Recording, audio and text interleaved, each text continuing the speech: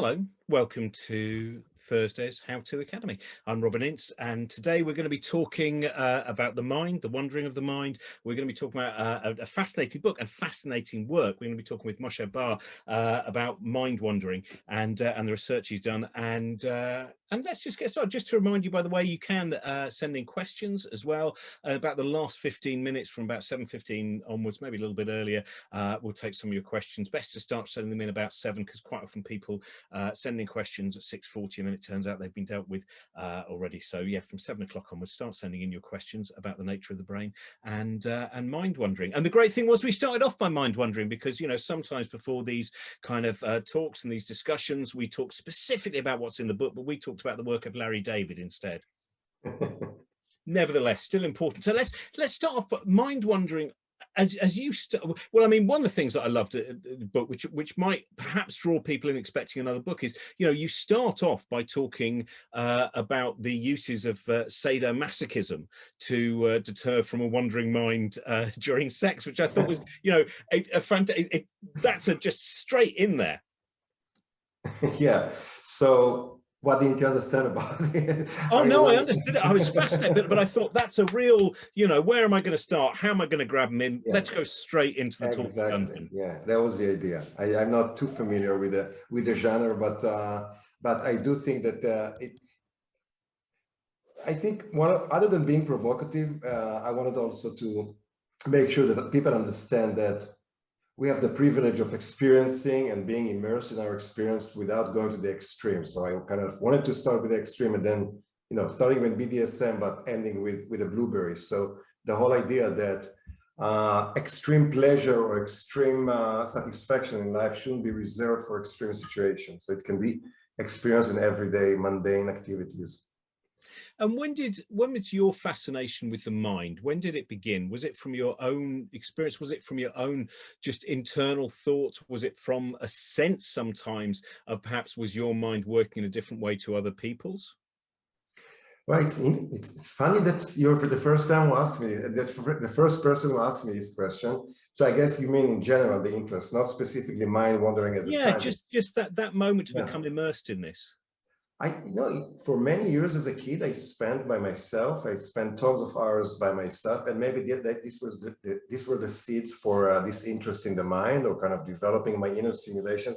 I don't know. I'm not familiar. I don't think I was interested in the brain specifically as a kid. Not until I was, you know, mathematician trying to do artificial intelligence, and then thinking, let's study the real intelligence. So the explicit being consciously curious about the mind became when I was deep into the university years, but I guess the interest started less consciously much earlier, when I was spending all this time staring at the ceiling. So that I mean, because I'm always fascinated, we have these discussions about artificial intelligence where it seems just to be taken as read that just around the corner we're going to create a consciousness the same level as human consciousness. And then when you actually talk to people who study it, they go, it turns out we, as you mentioned in the book, we know so little about how our minds work. Mm-hmm. Yes, that's exactly the case. And I think I'm relatively still trying to be modest, but I'm in a good position to be a judge of this just because I had, you know, a life in the computer science and math and AI attempts in the past. And now I'm on the side of the brain, and I can judge these attempts, I guess, in a more coherent way. And as I mentioned in the book, part of the reason algorithms and artificial systems are so behind is because we don't know as much about the brain to begin with. And I think, to be fair, a lot of computer scientists kind of adjusted their expectations and became more ambitious in a modular way. Let's just recognize pictures or recognize objects as the brain does, without doing it like the brain. Just the same way that we have planes flying, but not flying like birds. Right? So we don't necessarily, at some point we realize we can't imitate. But there's an interesting angle to this, if you don't mind, elaborate on this for a second. There's an interesting angle because if you're a computer scientist and you're observing humans and you're observing the brain, I mean, the literature, but you're also looking at your fellow humans, you can only imitate things that you see and that you see advantage. So you can see kids solve an addition problem, and then you try to imitate it in a computer. But there are things that the brain does And I am a big believer in the brain. I am a big believer that it doesn't do any nonsense. So that evolution instilled in us things that have purpose. And if we don't see the purpose, we haven't thought hard enough.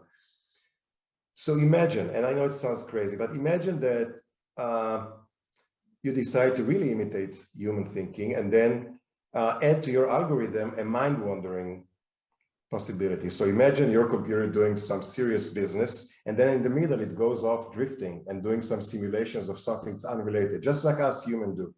So on the face of it, you don't think there's any advantage of it. No, come on, do your job. I mean, you tell your algorithm, just solve this problem. But if the brain does this, like you and I know very well that we can drift in the middle of a conversation, in the middle of doing something else, it ought to play some role. And what would happen to our artificial machine if we put in it some capability that we don't understand the purpose, but if we really want to imitate a real mind, then why not doing some other things that it clearly does so often?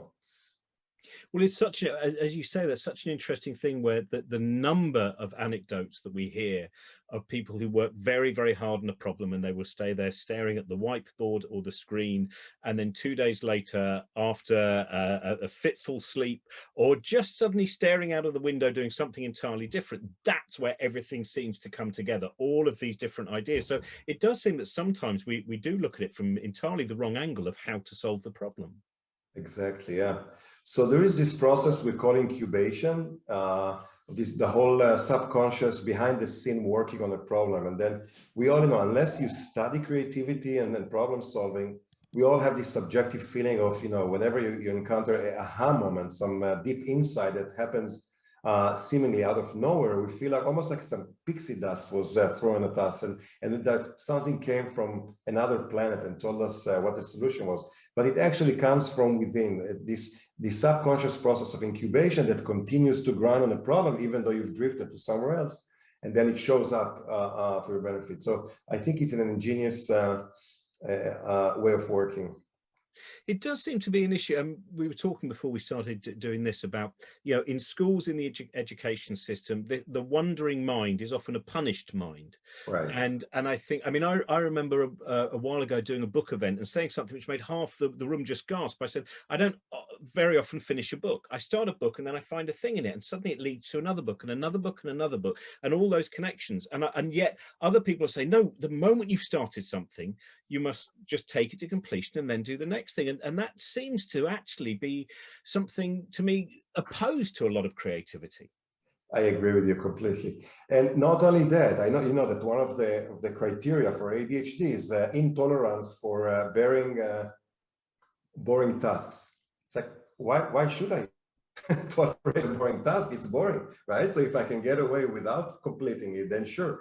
But I agree with you. I have many books, many open books that gradually, as I learn more about how I work and how we operate, I felt less and less guilty about not finishing. So that's perfectly fine. So how much has it influenced not merely your working life, but your life, looking at this behavior of the mind and seeing the way that it's sometimes changed your work or seeing other examples of that work? How much would you say your process has changed, say, in the last 20 years? Well, one thing that changed is very peripheral, but my friends thank me for this, is feeling much less guilty for being caught wandering. So I never, it's not punished. In my world, wandering is not punished. Of course, there are different ways to wander. And for example, the mind wandering of a depressed person is devastating. They're ruminating, or somebody with PTSD, with post-traumatic stress disorder. So in those cases, mind wandering is harmful because you kind of drilling and ruminating on an issue that torments you. So obviously not all mind wandering is encouraged, but mind wandering that allows you to kind of freely roaming your memory and your potential connections and coming up with original solutions, I think it should be encouraged in our society. Not, okay, let's spend half a day wandering, but to do respect, that you wake up, you stay in bed extra 15 minutes because you feel like there is a good wandering going on. There's no reason to feel guilty and kind of jump out of bed. So it's interesting also to keep in mind that, important to keep in mind that mind wandering is really hard to control. It has a mind of its own. Mind wandering has a mind of its own, in that we can't really control when it starts and we can't really control when it ends. We're definitely, when we stop wandering, we do recognize that we drifted, and we can tell what the topic was, where was it that we drifted to. But we can't say, okay, let's wander now, or let's stop wandering now. You can create a situation that will be more conducive of mind wandering, and even more conducive of productive mind wandering. So you can allow it, but not necessarily to will it. I love the line, I think, from the comedian Stephen Wright, which is, I was trying to daydream the other day, but my mind kept wandering, which is just such a beautiful way that he works with his thoughts. Now, in terms of, as a cognitive neuroscientist, it does seem that we have reached an interesting point where disciplines that were quite separate, neuroscience, psychology, therapy, are now finding a very large overlapping area, that each one is very important to acknowledge the work in all of those areas if you are to get a complete sense of the possibilities of human mind. Is that fair to say? Yeah, it is. And I think, first of all, it's many fields in science are multidisciplinary, but I think here it's also a manifestation of our realization that this is too big a problem for one community or for one discipline. And you can't solve the brain by only being a psychologist, or only being a molecular biologist, or only being a neuroscientist. It really takes a combination of all these perspectives. And I think, by the way, this also requires some sort of creativity, because by definition, you need to make new connections, and you need to combine different bodies of knowledge. So us as scientists, as an entity, as a community, I think shows some creativity, a human nature creativity of being able to connect and kind of break the borders, and not be too militant about disciplinary borders, and welcoming ideas from different worlds so that we can reach further. And you talk in the book a little bit about the revolution of the fMRI, the ability to observe the brain. How much has that changed? And can you give us some examples of just that ability to actually watch the brain functioning? What are its great advantages? Where also are its failures now? Because I know there's kind of some people who argue and go, oh, we thought fMRIs would change everything, and actually we're still working at quite a kind of lumpy size. Yeah. So yeah, it's a great point to discuss. Thank you for bringing it up. So as somebody who kind of witnessed, as a student, as a graduate student, but witnessed the beginning of the excitement of fMRI, this was really exhilarating. I mean, until that point, to peek into a human brain, you had to wait either for this person to die, or to be before a serious operation, like some kind of lesion for epilepsy, or make do with animals, which I'm really not a big fan of animal experiments proper. So the idea here is really that we suddenly were able to look at what happens in the brain when people are healthy. We also study people that have problems, but healthy individuals that are awake, we call it behaving, even though they're not really moving inside the magnet, inside the MRI. But we can actually look at brains while they, let's say, recognize objects, or listen to verbs versus nouns, or look at happy faces versus sad faces, and pick at their brain without interfering with anything, without causing any damage to anybody, without waiting for this person to die. We look at the activity in their cortex and subcortex, and kind of try to make conclusions. So this was amazing, and kind of it took everybody by storm, like even the media. I mean, generating these beautiful, colorful pictures of here's a brain and here's activation, bright blue and bright red. So this really captivated our imagination. But after a decade or two, we realized that there are also flaws, and doing an fMRI experiment is so complicated, and there are so many stages where one has to make compromises. At the end of the day, the interpretation really has to be replicated by many labs before they can really be validated. So there are many things that can take different directions. So by and large, it's not that we decided it's not a good method, but just to take it with a grain of salt, just like we take other methods. So just like in our cognitive neuroscience and your question about connecting disciplines, also here, it's a good idea to combine different methodologies. So people with electrodes, and people with genetics, and people that do computational modeling, and people look with MRI. So the truth lies in the combination of all these methods that kind of cross-validate a certain phenomenon, a certain process. Do you have a favorite use that you've seen an fMRI put to?